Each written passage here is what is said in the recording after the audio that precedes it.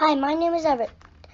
I am a 7-year-old kid, and this afternoon I am reading Twister on Tuesday by Mary Pope Osborne, Magic Treehouse, book number 23, A Morgan Mission.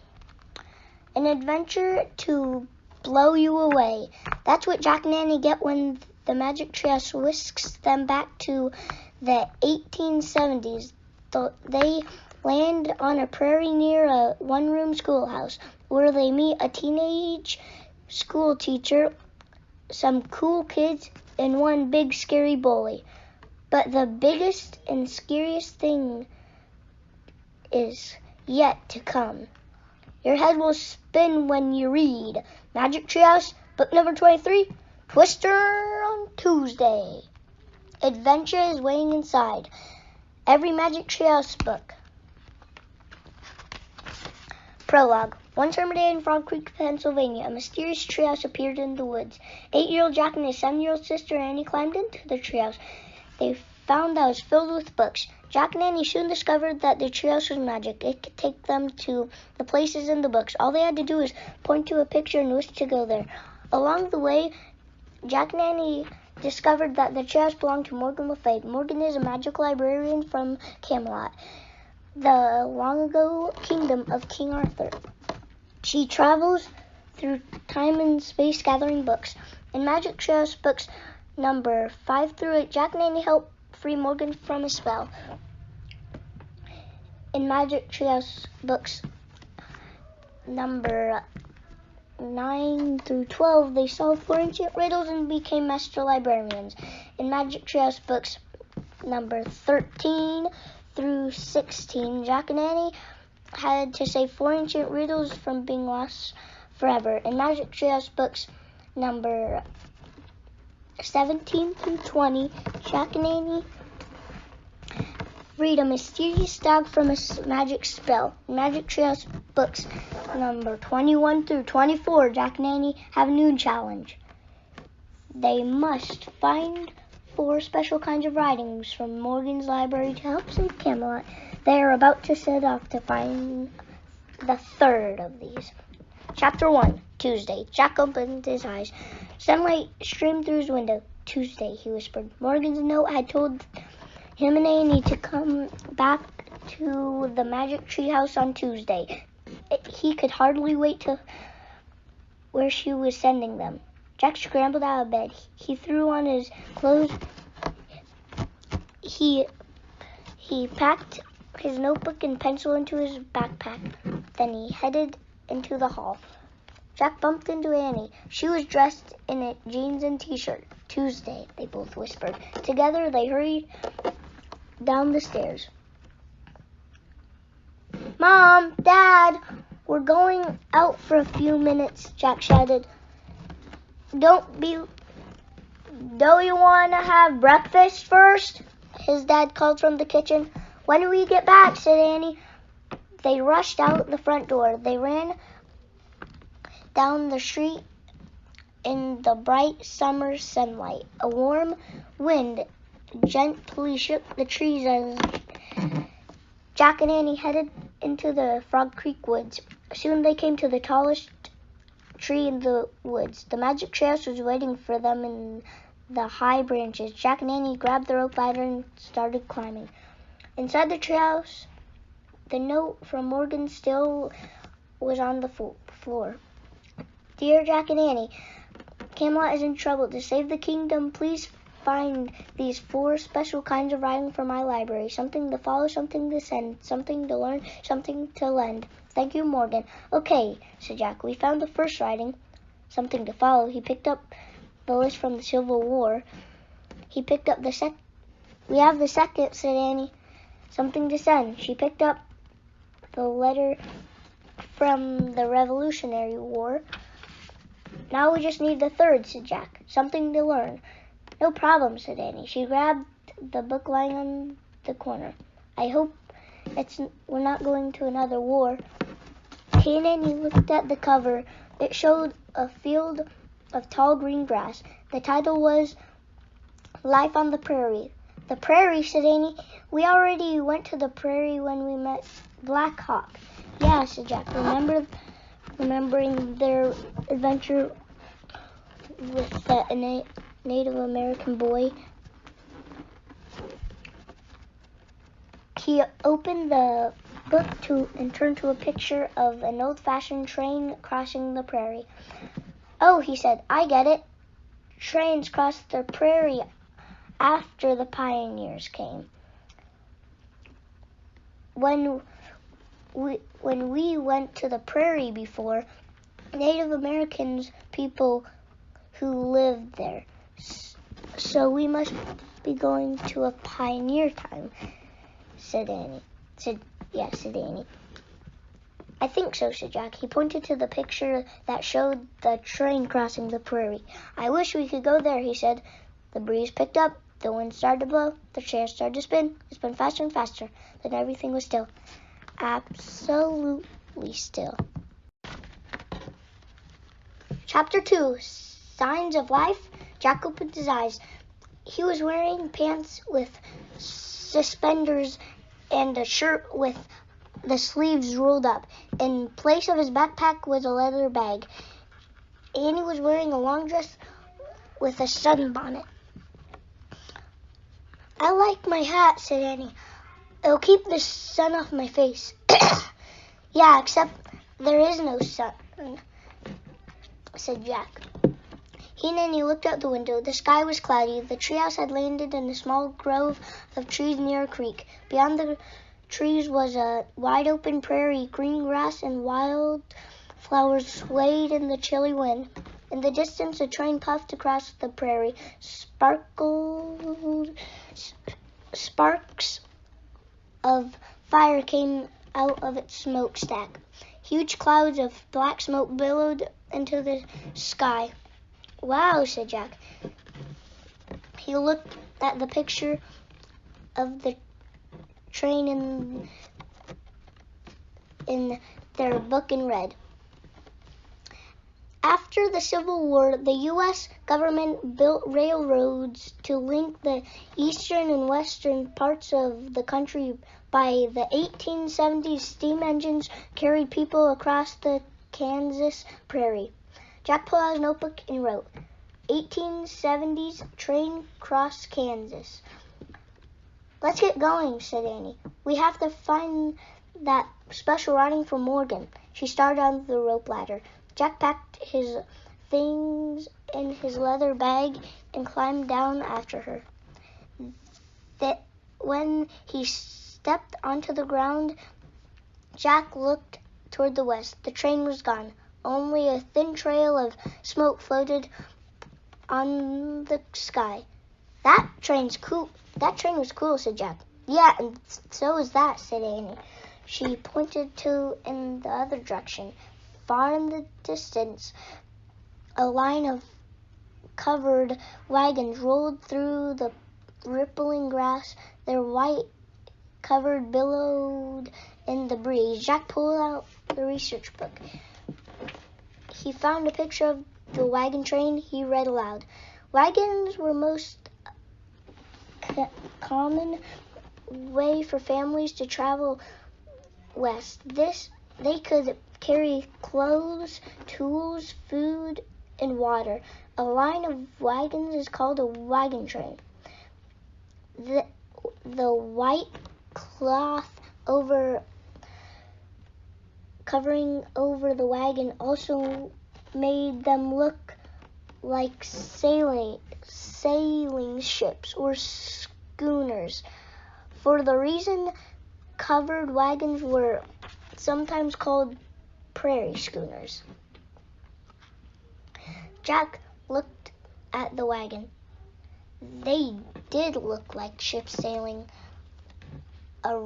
across a rippling green sea. He wrote in his notebook, covered wagon trains, prairie schooners. Let's get a closer look, said Annie. She took off across the grass. Jack put away his things and ran after her. As they ran, the wind began to blow harder. The clouds overhead grew darker. Wait, Jack finally said to Annie. We'll never catch up with it. They both stopped running. Panting, they watched the train vanish over the horizon. Jack took a deep breath. "What now?" he said. He looked around. All Jack could see was the distant grove of trees with the treehouse. With the train and wagon train gone, there was no sign of life anywhere. No pioneer cabins, no Native American teepees. How can we find the special writing?" said Jack. "There's nothing out there." "Oh, yeah," said Annie. "What's that?" She pointed to a rust pipe sticking out from a small hill. Streaming from the pipe was a column of black smoke. "Oh, man," said Jack. "That's definitely a sign of life." Chapter 3, One-Room Schoolhouse. "Let's check it out," said Annie. She and Jack walked up the hill. At the top, they saw the rusty pipe was rising out of a wooden roof. They walked around the other side of the hill. Beneath the wooden roof was a door. The door seemed to open the hill itself. "What is that?" said Annie. "Let's find out," said Jack.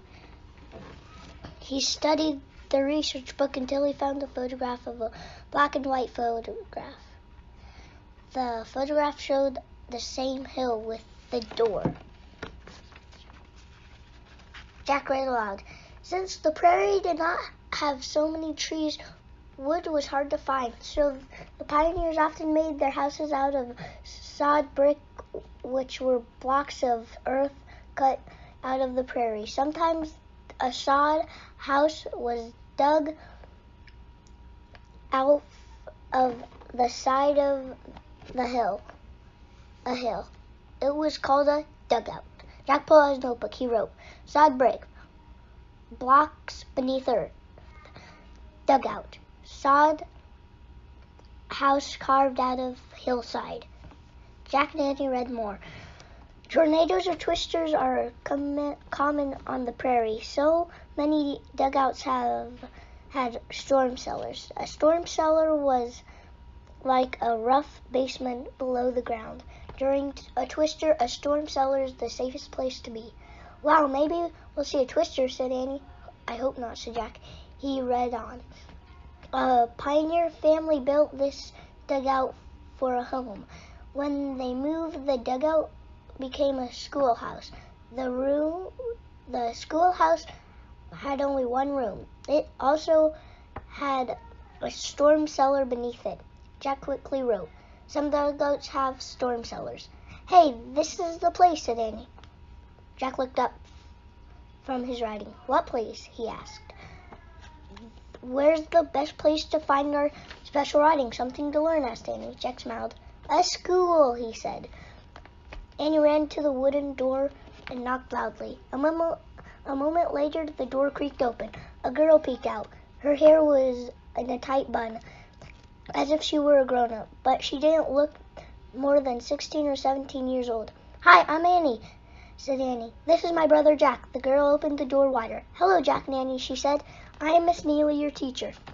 "You're the teacher?" said Jack. Miss Neely seemed way too young to be a teacher. "Yes," she said, smiling. "Come in. You're late."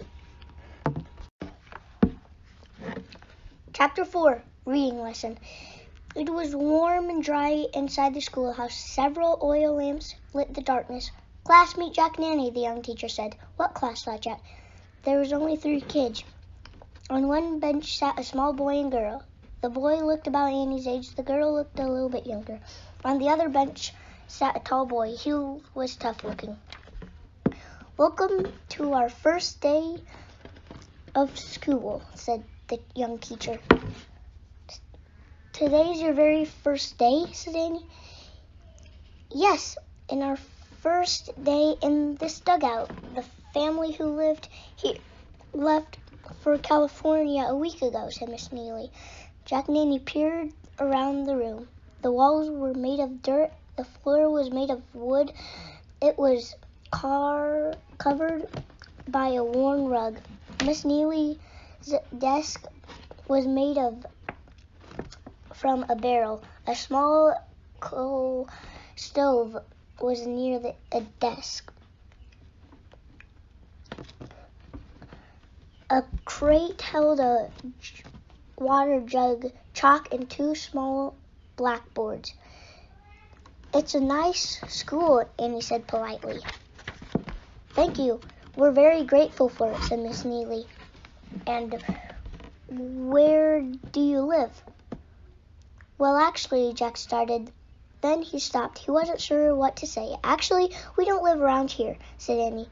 We're just passing through." "You must have been from the wagon train I saw this morning," said Miss Neely. Annie nodded. Jack smiled. "Good work, Annie," he thought. "We can only stay for a little while," he said.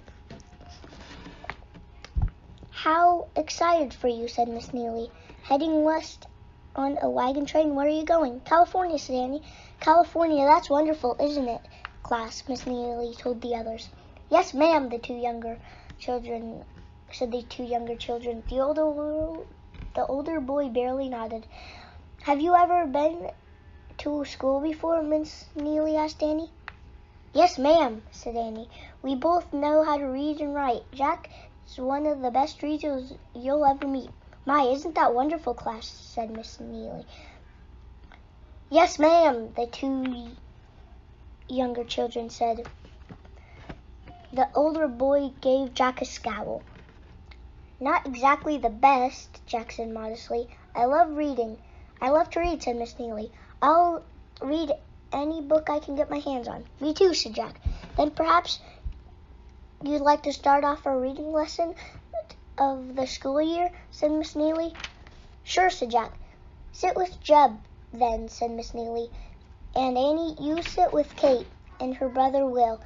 Will and Kate quickly made room for Annie on their bench, but Jeb didn't move for Jack, not even an inch.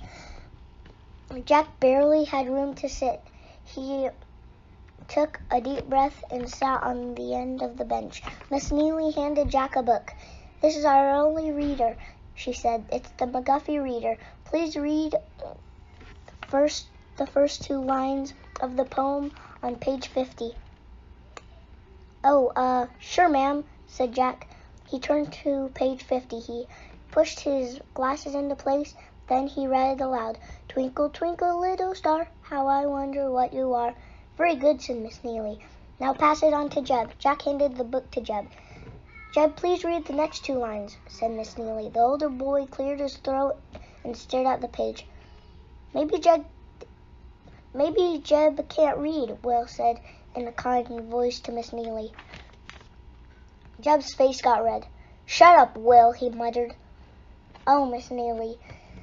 She looked confused. Jack felt sorry for Jeb. He wanted to give him some help. Barely moving his lips, Jack whispered, "Up above the world so high, like a diamond." Jeb turned on Jack with an angry look. "I don't need your help," he said. "No, Jeb, don't get mad," said Miss Neely. "And Jack, you shouldn't give people the answers." "I'm sorry," said Jack. Miss Neely sighed and pulled out her pocket watch. She was starting to look tired. "Why don't you all go outside and have your noon meal?" she said. "I'll stay in and prepare for our next lesson." Miss Neely opened the door of the sod house. Annie, Will, Kate bounced up from their seats and started cheerfully out of the schoolroom. Jack turned to Jeb. I'm sorry for what happened," said Jack. Jeb just glared at him and didn't say anything. "Come on, Jack," Annie called outside the hut. "Kate wants us to eat with them." Jack hurried out the door. He didn't look back at Jeb. Chapter 5, Bully. The air outside was strangely still. The dark clouds still hovered in the distance. "Storm's coming," said Will. "We have to eat quickly before it starts to rain," said Kate. Shane and Will sat down on the grass. Jack and Annie sat beside them. Will opened a small burlap bag. He took out 4 lumpy objects. They looked like dark rocks. "Hey, there's one for each of us," said Kate. "One what?" asked Annie, frowning. "Sweet potatoes," said Will. He gave a potato to each to Kate, Annie, and Jack. No thanks," said Jack, trying to give yours back. "We don't want to take your lunch." We have enough. Keep it," said Kate. "What do we do with it?" asked Annie, holding up her potato. Kate laughed. "Just bite," she said. "Like this." Will and Kate bit into their cold sweet potatoes as if they were apples. "Cool," said Annie. She took a big bite out of her potato, too. But Jack just held on to it. He didn't quite feel like eating a cold brown sweet potato. Out of the corner of his eye, he saw Jeb sitting by himself. The big kid didn't seem to have any lunch at all. Jeb thought he'd try to be friendly one more time. "Hey, Jeb," he called. "I'm not hungry. You want my sweet potato?" Jeb gave Jack a mean look. "I could have brought my own lunch if I wanted to eat," he said. "Oh, sure," said Jack. Jeb narrowed his eyes. "You making fun of me again?" he said. "I'm warning ya. Do that one more time and I'll fight ya." Jack couldn't believe it. This kid took everything he said the wrong way. "Hey," said Annie, "leave my brother alone. You're nothing but a bully, Jeb." "Annie, stay out of this," said Jack, but Jeb just laughed. Then he stood up and walked back into the schoolhouse. Jack felt angry. He hoped they would find the special writing soon so they could leave. Will seemed to have read his mind. "Don't worry about him," Will said to Jack. "He's never been to school before." "Oh, so he's embarrassed," said Annie. "Why hasn't he been to school?" said Jack. "Because he has to work in the fields all the time," said Will. "I heard Miss Neely tell her he walked 5 miles today," said Kate. "So he must have really wanted to come." "Wow," said Annie. "How far did you guys walk?" "Only 2, said Kate. 2 what?" asked Annie. 2 miles, said Kate. 2 miles, Jack repeated. The prairie kids nodded. "It must be very lonely living out here," said Annie. Will and Kate nodded again. "Do you live in a sod house?" said Jack. "We used to," said Will, "but it was always dirty. So our old pa built us a log cabin. He cut trees near the creek," said Kate.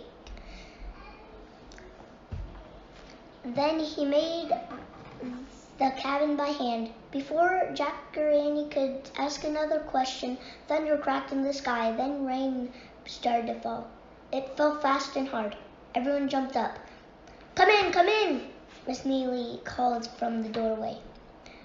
They ran inside. The wind slammed the door behind them with a loud bang. Chapter 6, Grasshopper Attack. Inside the lamplit hut, it was dry and cozy. Jack sat back on his bench. He didn't dare look at Jeb. "It's time for our writing lesson now," Miss Neely said. "I'm going to give you each a slate and a pen." She handed out the slates. They looked like small blackboards set in wooden frames. Next, she gave everyone a slate pen. Each pen had a thin piece of chalk. Miss Neely opened the McGuffey Reader while you were eating your noon meal. I copied a poem from this book, she said.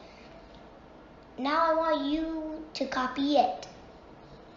Miss Neely held her own slate board up for them all to see. 'Tis a lesson to you, said he.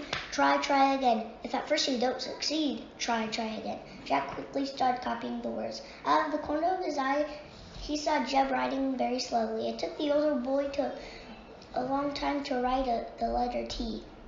Jack slowed down, too. He didn't want Jeb to think he was showing off. Suddenly, loud thumping sounds came from overhead. It sounded like as if someone were throwing stones against the roof. Oh no, grasshopper attack, screamed Kate. She covered her head. Grasshopper attack, cried Will. He covered his head too. Be calm, everyone, said Miss Neely. What's a grasshopper attack? What are they talking about? Jack wondered. Even Jeb seemed worried. As Miss Neely started to the door, Don't open it, they'll come in. Has everyone gone crazy? Jack thought. How can grasshoppers hurt anyone? Miss Neely opened the door and looked out. A moment later, she stuck her head back in and closed the door. It's all right, she said. It's only hailstones. What's that? Said Annie. Hailstones are small pieces of frozen rain. Sometimes they fall to the earth during a thunderstorm, said Miss Neely. Why did Kate and Will yell grasshopper attack? Jack asked. Because last spring grasshopper did attack us, said Miss Neely. Yes, millions and millions of them came out of the sky, said Will. It looked like a shiny cloud. They covered every inch of ground, said Kate. They ate everything. They ate all of our crops, said Will. Our turnips and fruit trees and watermelons. They even eat our clothes and bed sheets, said Kate. Yuck, said Annie. Oh man, said Jack. He never heard of a grasshopper attack before. It was very scary, said Kate. But remember how we replanted and everyone helped everyone else, said Miss Neely. Will and Kate nodded.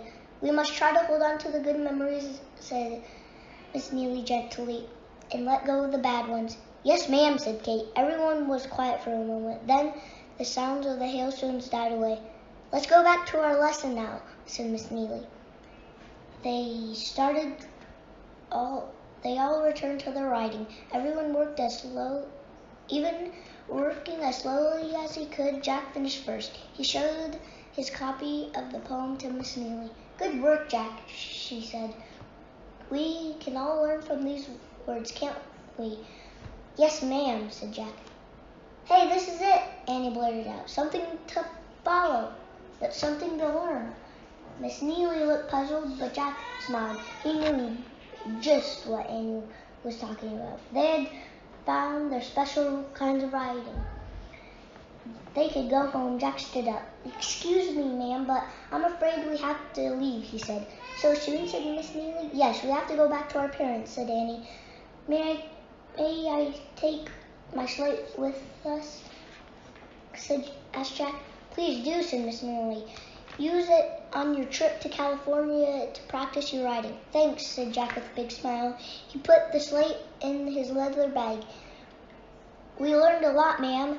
I'm glad you had a chance to come to school, said Miss Neely. Goodbye and good luck. Good luck to you too, said Annie. Bye, Will and Kate called out. Bye, said Jack and Annie. As they went out the door, Jack glanced at Jeb. He felt sorry for the older boy. He tried one last time to be friends. Bye, Jeb, he said, but the boy wouldn't even look at him. Jack gently closed the door of the schoolhouse. He breathed a huge sigh of relief. He was glad to be away from Jeb's anger. That's weird, said Annie. Look at the sky. Jack turned away from the schoolhouse. He caught his breath. The sky did look weird. Really weird. Chapter 7, Twister. Black clouds had taken an odd greenish color. They all seemed to be going in different directions. Do you think it's a grasshopper attack? Annie asked nervously. No, I think it's some more weird weather, like that hailstorm, said Jack. Let's go before it gets worse. As they started back to the treehouse, the wind picked up. Jack and Annie looked over their shoulders. The greenish clouds had dipped down over the prairie. I feel like something awful is about to happen, said Annie. Hurry, said Jack, run! He and Annie started running through the grass. When they got to the rope ladder of the treehouse, they looked back. In the distance, twisting black clouds had dropped out of the storm clouds. They were swirling into a funnel shape. The dark funnel started twisting across the prairie. Jack's heart nearly jumped out of his chest. It was a twister, he said. Oh no, cried Annie. The twister was whirling and tearing across the grass. Let's get out of here, said Jack. He grabbed the rope ladder and started up. Wait, said Annie, we have to help Miss Neely and the other kids. They have a storm cellar, said Jack. That's what our book said. Yeah, but it's only their first day in the dugout. They might not know about it, said Annie. There was a rug on the floor. Annie is right, thought Jack. He looked up at the chairs. All they had to do was climb up and leave, and they'd be safe. But what about Miss Neely? What about Will, Kate, and Jeb? Okay, said Jack. He jumped down from the ladder. Let's go back. He and Annie started running back toward the schoolhouse. They ran as fast as they could across the prairie. The roaring sound of the twister followed them. Suddenly the wind threw them to the ground. Jack clutched the tall grass, trying to stand. When he got up, he grabbed Annie's hand. He pulled her up too. With all his might, Jack held on to Annie and pulled her along. The roaring twister came closer and closer. The wind ripped the grass and earth around them. The roar grew deafening. Jack and Annie could barely stay on their feet. Finally, they reached the dugout. They tried to open the door, but it wouldn't budge. They banged and banged on with their fists. Let us in, Annie shouted. No one opened the door. They can't hear us, yelled Jack. But the sound of the twister drowned out his voice. Chapter 8. Get below. Suddenly the schoolhouse door blew off its hinges. It went flying through the air. Jack grabbed Annie and pulled her into the dugout. Inside, the benches were overturned. The room was a mess. Miss Neely and the three kids were against the wall. Kate and Will screamed as the wind ripped through the room. Miss Neely hugged Kate. Jeb held on to Will. Get in the cellar, Jack yelled. What cellar? Shouted Miss Neely. Together, Jack and Annie pulled the rug of the floor, uncovering the cellar door. They grabbed the door and tried to open it, but the wind was blowing too hard. Suddenly, Jeb was beside them. He pulled the door open, and a ladder led down into the cellar. One by one, Kate, Will, Miss Neely, and Annie went down the ladder. Jack waited for Jeb to go down. Go, go, Jeb shouted. Jack climbed down the cellar door. Jack climbed down into the cellar. Jeb came last. He closed the door behind him, leaving everyone in total darkness. The twister roared fiercely above them. It sounded like a train barreling through the schoolhouse. As the twister roared and howled, Jack couldn't think. He couldn't feel. He was totally swept up in the howl of the wind. Then, just as Jack felt he would disappear in the roar of the twister, the noise died down, and then it was silent. No one spoke for a moment in the blackness. Then Annie broke the silence. Is everyone alive? She said. Everyone laughed. I think so, said Miss Neely. Chapter 9. All clear. Jack pushed open the cellar door. Daylight streamed in. He looked out. All clear, he said. Jeb crawled out of the cellar. Jack followed him. Then Annie, Will, Kate, and Miss Neely. The sky was gray above them. The twister had torn the roof off the dugout and sucked everything out, even the rug. They all stared in shock at the empty space. Then Miss Neely smiled. Well, at least we are all safe, she said. She stepped out of the hut. Their air was thick with dust and bits of grass. The twister had cut a wide path of dirt and destruction across the prairie. It was still whirling away in the horizon. Everyone watched silently as the twister became long and thin, like a piece of rope. Then it vanished completely. Miss Neely turned to Jack and Annie. "You saved our lives," she said. "Thank you," said Will. "Thank you," said Kate.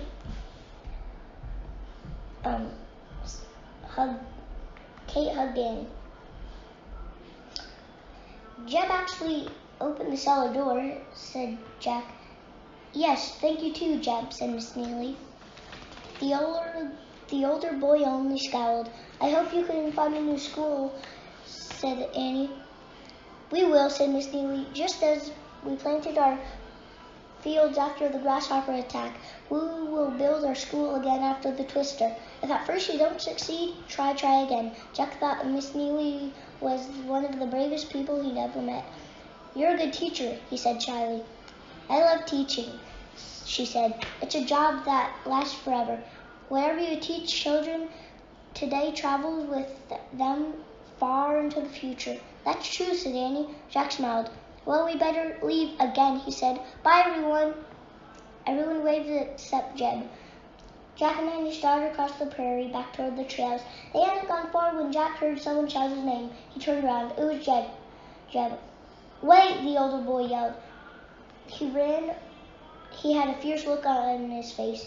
He started running toward them. "Oh no," Jack breathed. "Did Jeb still want to fight?" "Leave us alone," Annie said angrily. "Shh, Annie," said Jack. "Let's see what he wants." When Jeb got close to them, he stopped. He looked right at Jack. Why did you come back?" he asked. "We wanted to tell you about the storm cellar," said Jack. "How did you know about the cellar?" Jeb said. Jack pulled the research book out of his leather bag. "We read it in this book," he said. Jeb stared at the book. Then he sighed. "I aim to read someday, too," he said. "That looks like a good book." Jack didn't want to say anything. He was still afraid of making Jeb mad. So he just nodded. My mom and Pa were too poor to go to school," said Jeb. "They wanted me to go, but I'm getting started mighty late." "It's not too late," said Jack. "It's never too late," said Annie. Jeb narrowed his eyes.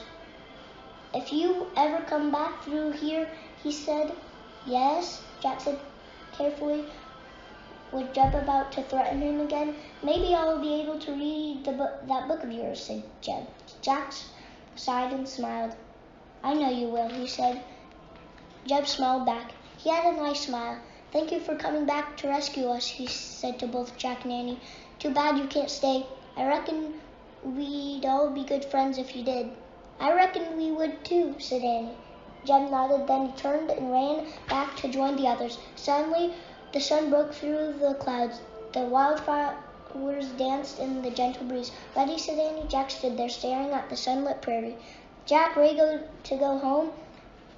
asked Annie. In that moment, Jack actually hated to leave, but he nodded slowly and said, "Let's go." He and Annie took off through the bright, sparkling grass. They ran to the small grove of trees near the creek. They climbed up the rope ladder and scrambled into the treehouse. Annie picked up the Pennsylvania book. "I wish we could go there," she said.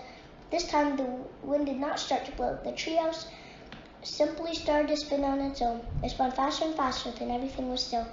Absolutely still. Chapter 10, The Third Riding. Jack opened his eyes. Morning light filled the treehouse. He and Annie were wearing their own clothes again. "Home," said Annie, smiling. Jack looked out the window. He saw their nice cozy house in the distance, their lawn, their sidewalk, their paved street. "Life here is pretty easy compared to Pioneer life," said Jack. "We're lucky," said Annie. Jack reached into his bag and pulled out the small slate. "The Third Riding," he said. He added this poem to beside the list of the Civil War and the letter from the Revolutionary War. "You did what the poem said you should do," said Annie. "What do you mean?" asked Jack. If at first you don't succeed, try again, said Annie. You kept trying to make friends with Jeb. In the end, you did. I guess you're right, said Jack. We have to get only one more special item from Morgan's library, said Annie. I wonder how that'll help save Camelot, said Jack. Annie shrugged. It's a mystery, she said. She and Jack looked around the treehouse.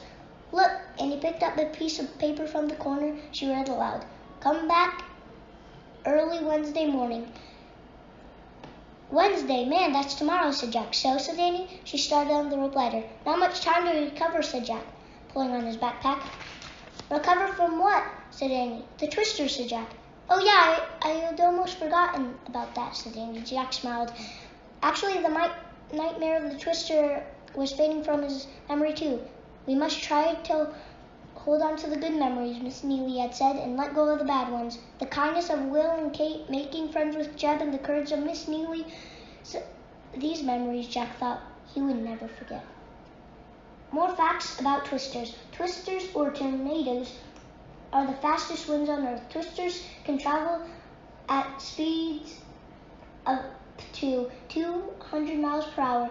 The spinning winds act like a giant vacuum cleaner as they move across the Earth. Almost 1,000 tornadoes hit the United States each year. More facts about pioneer life on the prairie. From the mid-1800s through the 1880s, thousands of pioneers traveled by wagon across America. Most were heading for the territories of Oregon and California, but a number stopped and settled on the Kansas frontier. They made dugouts and broke up hard ground to plant crops. The pioneers faced windstorms and dust storms, a shortage of water, and grasshopper plunges. In spite of the hardships, they set up small schools so their children could learn to read. The 3 R's, reading, writing, and arithmetic. Children of varied ages often learned together. It was not unusual for teachers to be as young as 15 or 16 years old. More facts about pioneer school books. Most popular American school books of the 1880s were the McGuffey Readers. They were put together by a school teacher from Iowa named William Holmes McGuffey.